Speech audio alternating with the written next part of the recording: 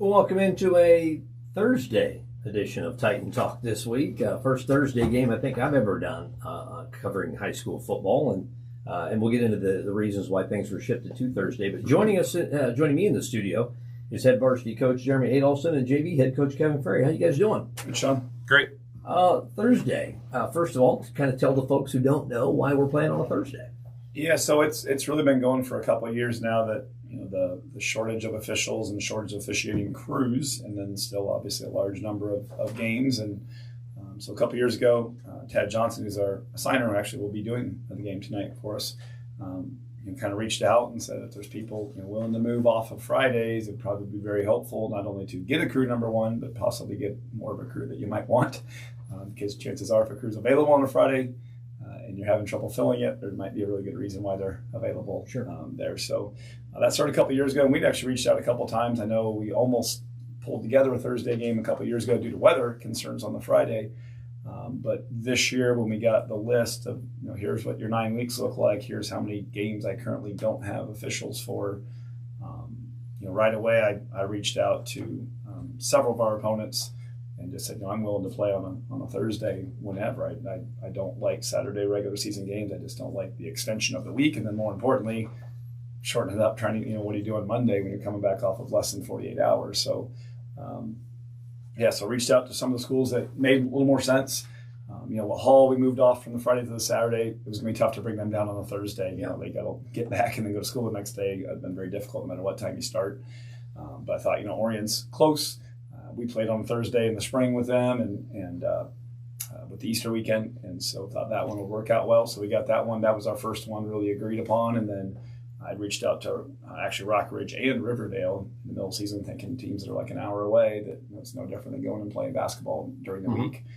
You do that on a Tuesday without a second thought, and you leave about 9 o'clock and you get home at 10 or after. So, reached out to them. Orion agreed, and then Riverdale agreed. And so it kind of worked out nice, that, especially these 2 weeks anyway. We go from Thursday into another Thursday. So as far as rest goes, it's going to be consistent. But I know last week, week 5, there were so many homecomings that Rock Ridge couldn't move. It was homecoming. That was the main reason they weren't going to do it. And so kind of Erie and Orion moved theirs late. I think we were at the August meeting when that thing got moved back. And it honestly kind of hit me talking to you guys after the game last week that, I knew they played on Saturday, but then it kind of like pulled together like Saturday, Thursday. I knew our game was Thursday. I knew it was going to be short, and I knew they weren't playing that night, but it kind of all at once came together that, they're coming off of, they had to make the decision of, do you do 1 day of rest and go right back to it on Monday to get your 3 days in, or do you make Monday a lighter day? Now you only really got one big day before your pregame practice. So I'm sure they've had some challenges over there. We've just tried to keep our thing as consistent as possible. We didn't go longer by any means. If anything, probably a little shorter this week, and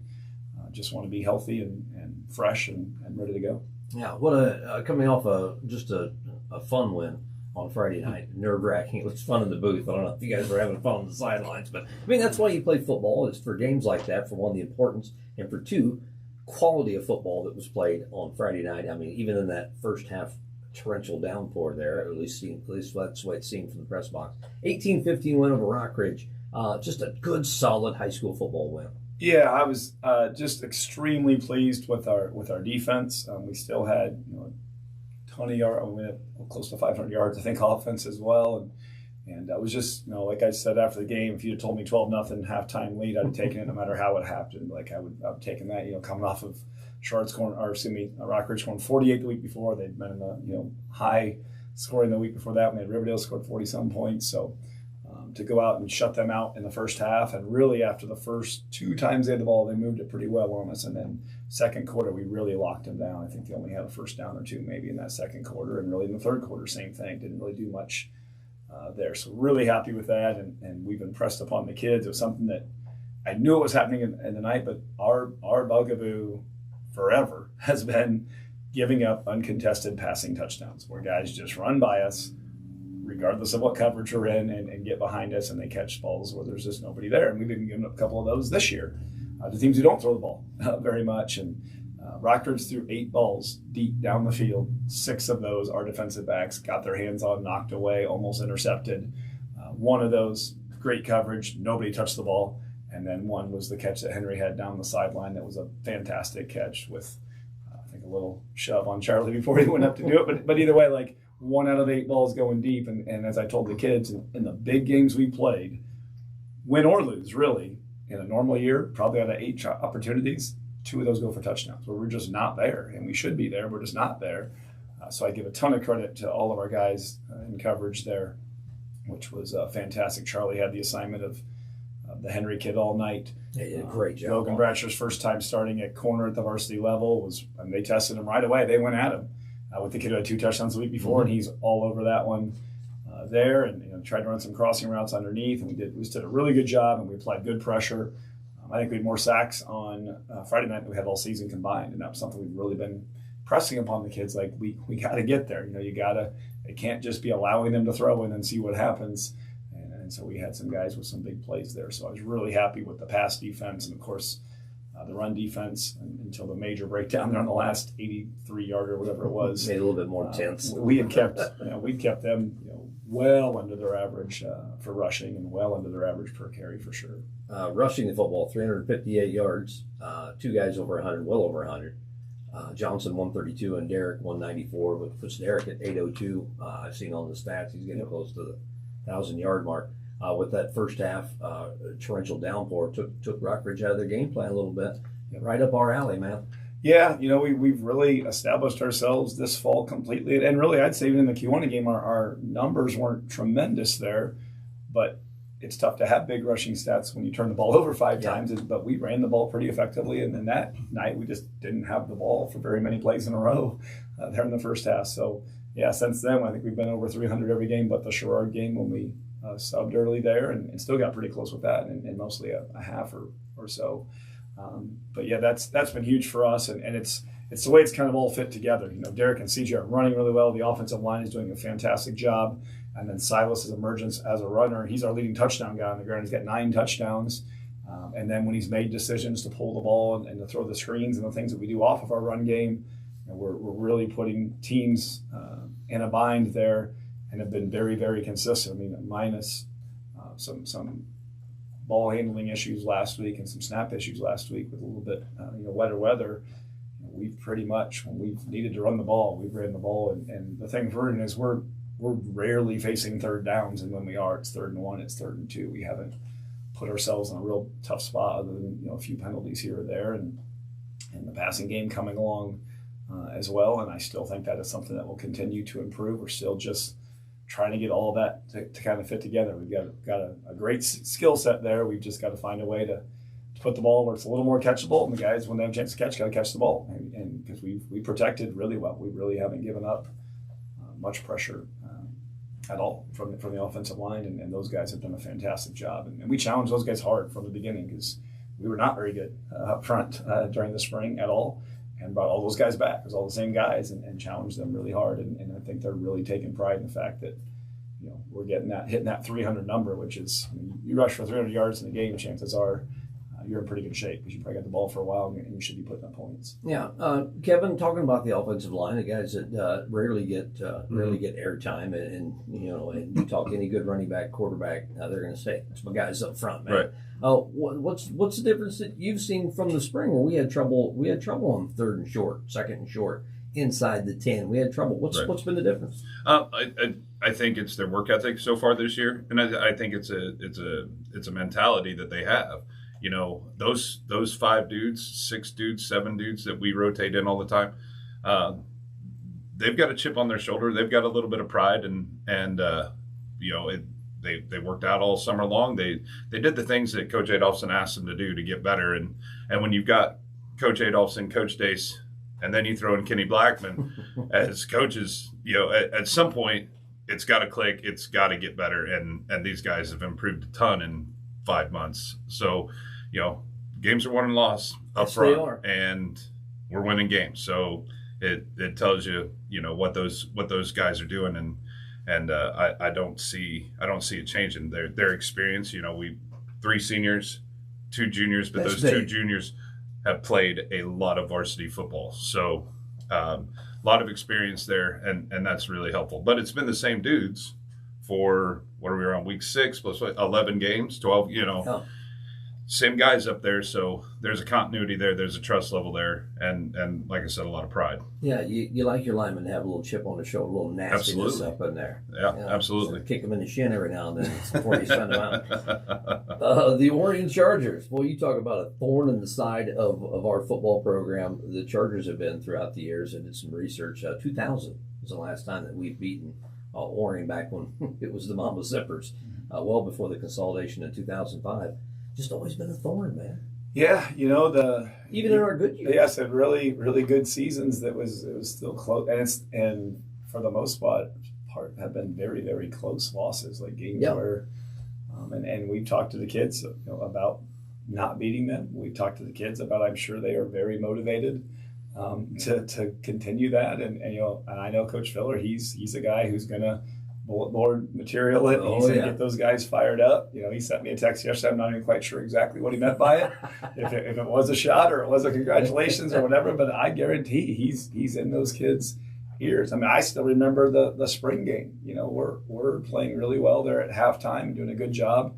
I mean, they're peeling the paint off the wall in that locker room. They weren't talking scheme at all. They were just challenging their kids that this doesn't happen. We beat these guys. We got to be more physical. We got to play better, and they came out and they got it done, late. And I think back to 19, week 1, when they solidified the victory there at the end on a defensive penalty on our end. They were celebrating like they just won the conference championship, and in the end they knew it, and we told the kids like that game was the difference between them not making the playoffs and us making it. Like we were 4-5, they were 5-4 that year. That was the game. And so, I'm sure he's telling those kids, like, we don't lose these guys. And you know how that Oregon roster is. You look there, they all got cousins, they all got older brothers, and some of them got fathers that have been part of this win streak against us. And it's a very prideful program, a very prideful community. And at 2-3, like, they need wins to get themselves. More importantly, they just need a win. Back in the hunt there. And for us, they just got the one loss in conference right now. So it's kind of the same deal with Rock Ridge. If you beat them, you put them 2 games down, and now again you start to weed out the teams that have a chance at that conference title, and so we're in that same kind of boat we were last week, where if you go get a win, not only is it good for you to keep moving forward, but you start eliminating the possible contenders, and as far as the conference championship goes. So yeah, I think our kids will come out ready to roll. I told them yesterday, I said, this is part of my job. When things are going really, really well and you're starting to feel pretty good about yourself, I got to try to keep you down that even keel and get you to remember what got you here, because there isn't one kid on our team that feels today the way they felt after that Kiwanee game. Not one of them, and they worked their tail off to get to this point. But just to understand that, it all can disappear really, really fast, and it doesn't have to be a whole game. It can be a bad quarter. It can be a bad series or two that all of a sudden gives an Oregon team life that has athletes. They got a 2-year starter at quarterback. They got the Hoftender kid who started forever there for them. Very good. It's physical on the defensive side, and the number 1 target on the offensive side. The Kratzberg kid set their school record for rushing a couple weeks ago.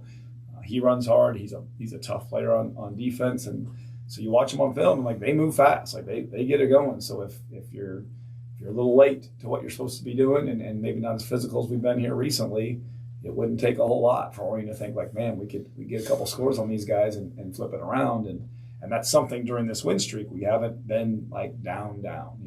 We've been able to kind of lead, give it back a little bit, and then pull back away or be able to finish it off. But our ability to put somebody away early outside the Sherrard game is really being tested. And I look at this game as being very much like probably the other 3 wins, where it could come down to the wire, absolutely. But I think if we play well, we would have a great opportunity to give ourselves a little breathing room, and then maybe that day does make a huge difference. I don't think the day makes a difference if Oregon's in the game. Like they're going to play, they're going to figure it out. They're tough kids, they're going to do it. But that extra day that we had of rest that they didn't have over the weekend, in a game where we could get up a couple scores and can maybe lean on them a little bit with the running game, maybe that's when it kicks in, more in that 3rd to 4th quarter range. What is the key then in your mind? We have to run the ball as effectively as we have been. I think we'll have some good matchups in there. We have to make sure that happens. I'm sure they will have a good game plan. Oregon's defense, the thing about them is they run what they run, and they align the way they align, and they do the things that they've done to be successful. That's part of why they've been very successful, is they don't really change a lot from week to week. So we kind of know where they're going to be. So we've got to take advantage of those things. But part of why they don't change a lot is because they do a very good job both in pass coverage and the run game. I just feel like it's tough to get those guys out of position. You're going to have to win some battles, and We talked about the run game with the guys up front, with Silas, but also, Derek and CJ, I think, run as hard or harder than anybody around. They're both good athletes that run hard, and when you're good athletes that run hard and stick it up in there, now you have a chance to become a big play type guy. And so it'd be nice to pop some bigger ones there like we have been doing recently. I still think we gotta get things going in the passing game against these guys, otherwise they're going to kind of gang up on us up front. And then defensively, we just have to stay very locked into our keys. They're very similar to teams that we play where they're going to be pulling guards and tackles. We can't go with the flow of the play. We got to go where the linemen are telling us the play's going, and then we got to tackle, which is something that's been getting better and better the last several weeks. If we do those things, we're in great shape. But any one of those things faltering, and I think Orion's got plenty of talent and plenty of pride to make this thing a heck of a battle. Kevin, how do our young kids do this week? We had a rough one on Monday. Played Rock Ridge, who's a very, very talented young squad. And again, I take, all the blame for it. Players win games, coaches lose games. And again, we had a long conversation after the game, and we made sure that we kept it stupid simple this week, right? We dumbed down the playbook, and I know that's not the right politically correct term to say, but we made the playbook smaller. Sports people that you're talking about. Yeah. That's all that matters. 10 plays, and let's just rep them over and over again, and let's get really good at these 10 plays, and let's see what happens on Monday in Orion. So, they're not quitting. They have great attitudes. They have fun at practice. They're upbeat, but I've got to do a better job of getting them ready, and I feel like we took steps this week. So hopefully that translates to what they do on the football field on Monday. All right, fellas. Thursday night football. Good luck tonight. Should be a good one. Thank you. That is Monmouth-Roseville varsity head coach Jeremy Adolphson and JV head coach Kevin Ferry on our Titan Talk here on a Thursday for Thursday night football here on the Prairie Communications Sports Network. It's an hour earlier, 5:40. Supper with the Titans tonight, 5:40 with the pregame show, and then 6 o'clock kickoff at Coach Dobry Field, Monmouth-Roseville, and Orion.